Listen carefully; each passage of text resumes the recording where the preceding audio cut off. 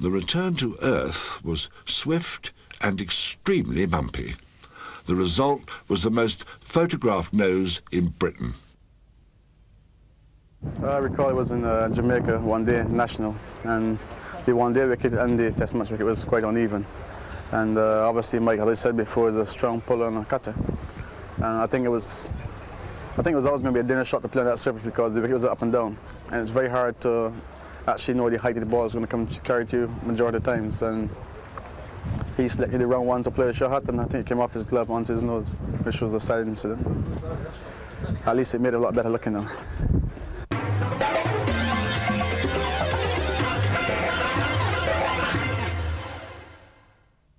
After you get a bonk on the nose, the initial thing, the sort of the eye smart, and then all of a sudden you just can't. You got a bloody nose and whatever. Unfortunately, I had a sort of a gash in there, about sort of 2 inches, sort of L shape, and it needed some stitches. Actually, I went in the dressing room and went to blow my nose, and it all just popped out. The boys weren't too happy, especially the guys waiting to go in next. The funny thing is, I went to pick the ball up. And when I actually picked the ball up, I saw this piece of bone in it, so I was so scared I just dropped it and I left it there. The great story about that was that when he got back to London, with his nose rearranged, 2 plasters going across, X marks the spot, some very observant journalist had to ask the question, now where exactly did it hit you? After flying home for repairs, it was typical of the man that he should return within a month, ready and willing to fracture more bones for Queen and country. His reward was a broken thumb, sustained on the eve of the 3rd test. That was me out again for another 3 weeks.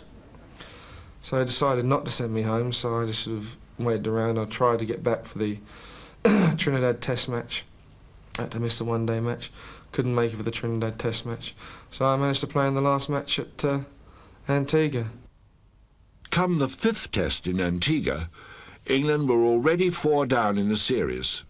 There was no need to risk further punishment.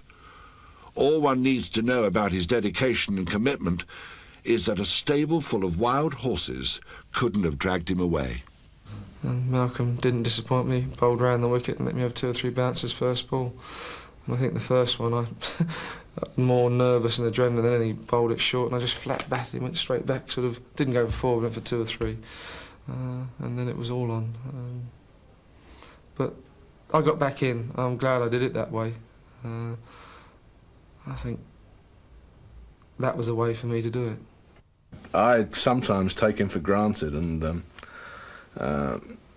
you know, he gets a whack which puts some people out of the game for 2 or 3 weeks, and it, you know, it didn't occur to me. I think it was a couple of seasons ago. He got a bad whack. I said, "Well, you'll be all right for tomorrow," and he said, "I hurt sometimes, you know." He said, "You don't think I ever get hurt?" I said, "But it does hurt sometimes." And he said, I'm human as well." These qualities were recognised the following summer in a manner that produced very mixed feelings in a person as loyal as Mike. Criticised by the media for being too laid back and not slapping enough wrists, Gower was relieved of his duties after India had won the 1st test at Lord's. Well, it certainly came and landed in front of me. It wasn't in any way in the nicest circumstances whatsoever. It was sort of in the middle of a series 2.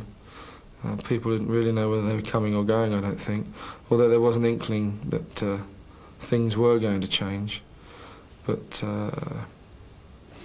I hadn't really thought about it at all. In no way did I really, to be honest with you, want the job. I was very happy playing. I really was. I mean, being sort of a, if you like, a second lieutenant, someone like David. You know, if David wanted me there, it was great. I mean, David, you know, there's no ways at all I was anyway after the job whatsoever. And it was just very sad the way it happened because, as I say, David gave him my chance and there was no ways I would actually really want to do anything of the sort to him. And it was just so sad the way it happened. And David obviously very upset, and it just, you know, it all just happened in a very sad way.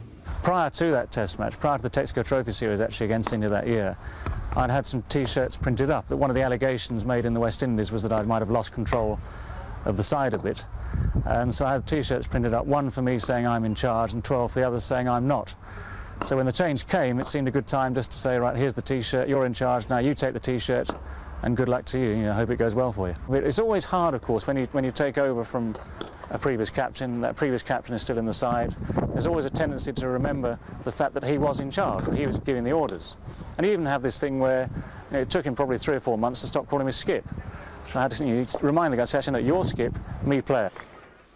After losing his first test in charge, Mike took the lead in a typical fashion at Edgbaston with an unbeaten 183.